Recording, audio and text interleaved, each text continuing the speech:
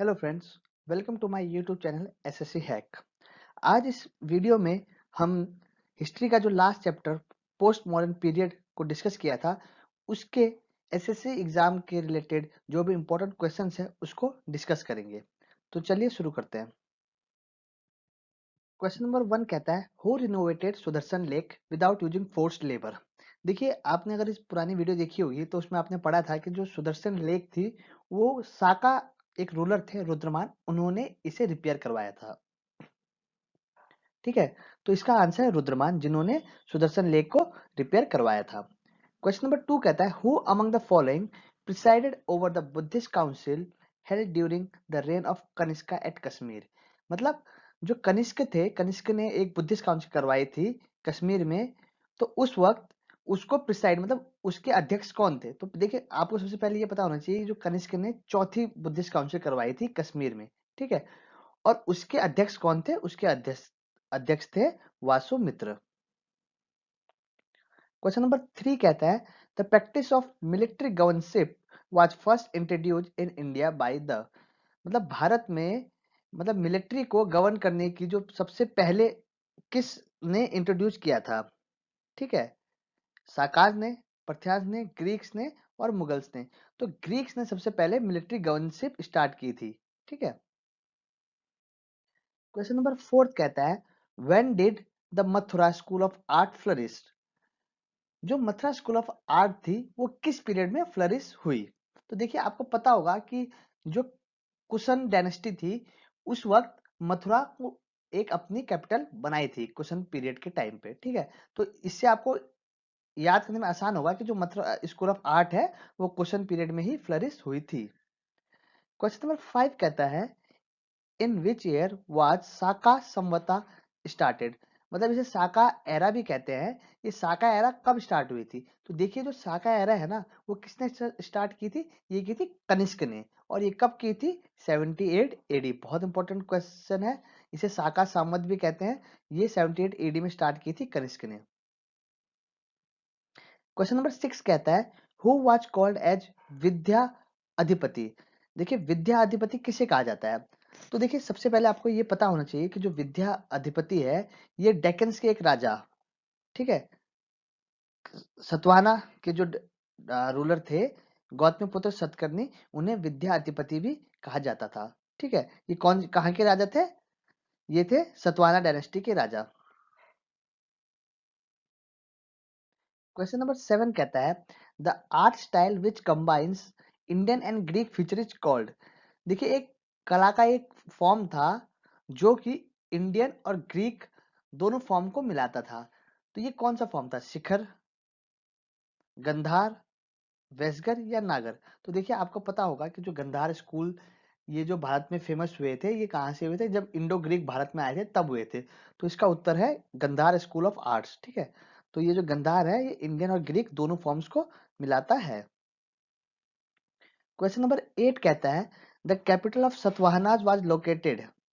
देखिए, आपको पता है कि जो सतवाहनाज है उनकी कैपिटल क्या थी? तो आपको पता है कि सतवाहना महाराष्ट्रियन बेल्ट में था। जो महाराष्ट्र, प्रेजेंट डे महाराष्ट्र, वहां उस वाले एरिया में सतवाहना डायनेस्टी थी। तो इसकी कैपिटल थी पैथान। ठीक है, पैथान एक एरिया था महाराष्ट्र में जिसको सतवाहना ने अपनी कैपिटल बना रखी थी। क्वेश्चन नंबर 9 कहता है, which of the following dynasty succeeded Sangaj. देखिए, आपने डायनेस्टीज के बारे में पढ़ा, पोस्ट मॉडर्न डायनेस्टीज के बारे में। तो उस पोस्ट मॉडर्न में सबसे पहले डायनेस्टी आई थी संगा। तो संगा के बाद कौन सी डायनेस्टी आई? सतवाहनाज, कुशंस, कनवाज या गुप्ताज। तो आपको पता है कि संगाज के बाद जो डायनेस्टी आई थी वो थी कनवाज। ठीक है, देखिए, क्वेश्चन नंबर 10 कहता है, eight which of the following place was the headless statue of Kanishka found. तो देखिए, कनिष्का जो कि कुशन डायनेस्टी के एक राजा थे, उनकी एक बिना सर की मूर्ति मिली थी। वो कहाँ मिली थी? तो देखिए, याद करने का तरीका आपको पता है कि जो कुशन डायनेस्टी है उसकी कैपिटल मथुरा थी और इसका उत्तर भी मथुरा है। तो जो कनिष्क की बिना सर की स्टैचू मिली थी वो मिली थी मथुरा में। क्वेश्चन नंबर 10 कहता है, विच dynasty control the silk route. किस डायनेस्टी ने सिल्क रूट पे कब्जा या उनके कंट्रोल में था? तो आपको पता है जो कुशन डायनेस्टी थी उनका थोड़ा चाइना वाले एरिया पे भी उनका कब्जा था। और जो सिल्क रूट है ना, ये बहुत ही ट्रेड के लिए एक बहुत इंपॉर्टेंट रूट था, जो चाइना को सेंट्रल एशिया से जोड़ता था। तो कुशन डायनेस्टी के पास सिल्क रूट का कंट्रोल था। इसका आंसर है कुशन्स। क्वेश्चन नंबर 12 कहता है, Saint Thomas is said to have come to India to propagate Christianity during the reign of. Saint Thomas एक क्रिश्चियन फिलोसफर बोल सकते हैं या धर्म प्रचारक थे, जो भारत में क्रिश्चियनिटी को बढ़ावा देने के लिए आए थे। तो वो किसके काल में आए थे? अशोका, करवेला, करिकल या गोंडा फर्नेस? तो देखिए, इसका उत्तर है गोंडा फर्नेस। आपने पढ़ा था कि जो गोंडा फर्नेस थे, ये प्रथियांस करके जो फॉरेन डायनेस्टी के एक रूलर थे, ठीक है, ये क्या थे? फॉरेन सक्सेसर ऑफ मौर्यंस थे प्रथियांस। तो उसी के एक रूलर थे गोंडा फर्नेस, जिसके टाइम पे सेंट थॉमस भारत में आए थे। क्वेश्चन नंबर 13 कहता है, who were the first king to issue gold coins in India?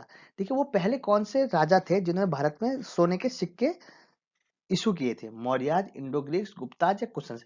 तो देखिए, दो ऑप्शन में आप फंस सकते हैं, इंडो ग्रीक्स और कुशन्स। तो देखिए, पहले थे इंडो ग्रीक्स, ठीक है, इन्होंने पहले गोल्ड के कॉइन्स लॉन्च किए, लेकिन ये बहुत वाइड नहीं थे, मतलब व्यापक नहीं थे, मतलब हर किसी के पास नहीं थे।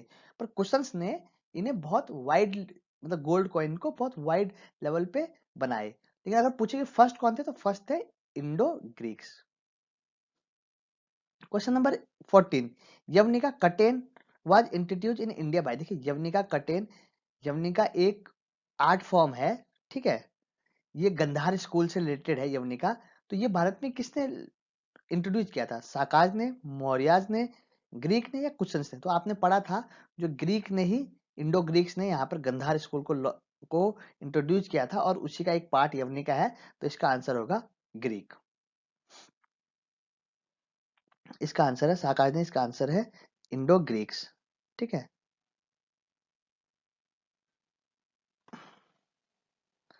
उसके बाद क्वेश्चन नंबर 15 कहता है, who was the last Mauryan ruler? तो आपको पता है कि मौर्य डायनेस्टी खत्म होने के बाद पोस्ट मौर्य पीरियड में स्टार्ट हुआ था, संगा डायनेस्टी स्टार्ट हुई थी, जिसकी शुरुआत की थी पशुमित्र संगा ने। उन्होंने किसकी हत्या की थी? बृहद्रथा, जो कि मौर्य डायनेस्टी के आखिरी राजा थे, उनकी हत्या की, और फिर वहां से संगा डायनेस्टी स्टार्ट हुई। तो आखिरी मौर्य डायनेस्टी के राजा कौन थे? बृहद्रथा। तो इस वीडियो में इतना ही। इसमें मैंने आपको 15 इंपॉर्टेंट क्वेश्चंस बताए हैं पोस्ट मॉडर्न डायनेस्टी से रिलेटेड, जो आपके एग्जाम के पॉइंट ऑफ व्यू से बहुत इंपॉर्टेंट है। तो आप इस वीडियो को देख लेना, और इससे पहले जो पोस्ट मॉडर्न वीडियो पे एक पूरा वीडियो बनाया है पोस्ट मॉडर्न डायनेस्टी पे, उसे भी आप देख लेना। तो तब तक के लिए thank you and all the best.